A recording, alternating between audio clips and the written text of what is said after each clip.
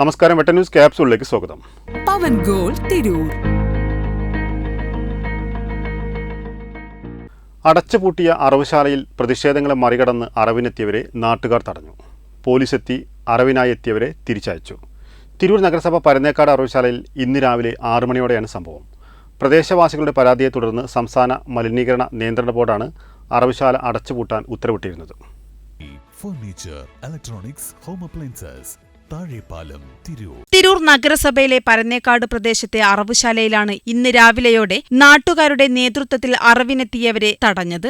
നഗരസഭ ജീവനക്കാരുടെ എതിർപ്പിനെ മറികടന്ന് ഇവർ പ്രവൃത്തിയിലേർപ്പെടുകയായിരുന്നു എന്നാണ് നാട്ടുകാർ പറയുന്നത്. പ്രതിഷേധത്തെ തുടർന്ന് തിരൂർ പോലീസെത്തി ഇവരെ തിരിച്ചയക്കുകയായിരുന്നു.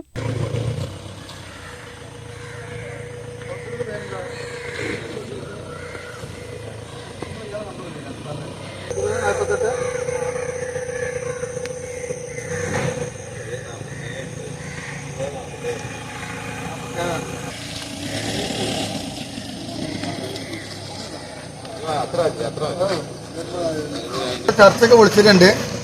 അപ്പൊ ഞാൻ കുറച്ചൊക്കെ പേര് സാറോട് പറയണം നല്ലത്. ഇവരോടും പറയുന്നുണ്ട് 11 മണിക്ക് എത്താൻ വേണ്ടി കൗൺസിലറുടെ നിർദ്ദേശപ്രകാരം എത്താൻ വേണ്ടി പറഞ്ഞിട്ടുണ്ട്. അപ്പൊ ഇന്നിപ്പോ അവർ സാധനം എടുത്തിട്ട് പോവുകയാണ് കേട്ടോ.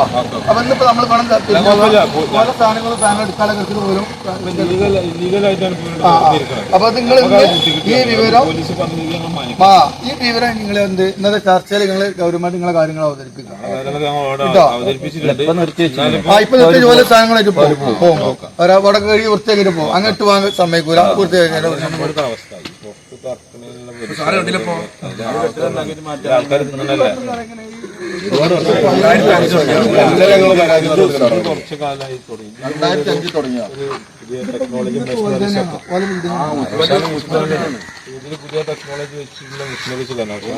പ്രായോഗികമല്ല, വെറുതെ ഒരു ചെറിയ ആട്ടുകൂട്ട് കാണാനൊക്കെ സംഭവം.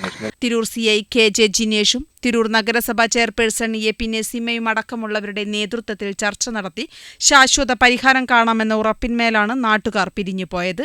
Councillor Sajina Ansar, Noushad Parannekkad, C Jouhar, Faisal Ammengara, KK Ansar, PK Majeed, K Hussain തുടങ്ങിയവർ പ്രതിഷേധത്തിന് നേതൃത്വം നൽകി.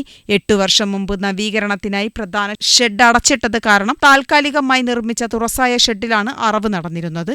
വെട്ട ന്യൂസ് തിരൂർ. എന്റെ ഇഷ്ടങ്ങൾ എന്റെ ഫാമിലിക്ക് അറിയാം. Family wedding centre.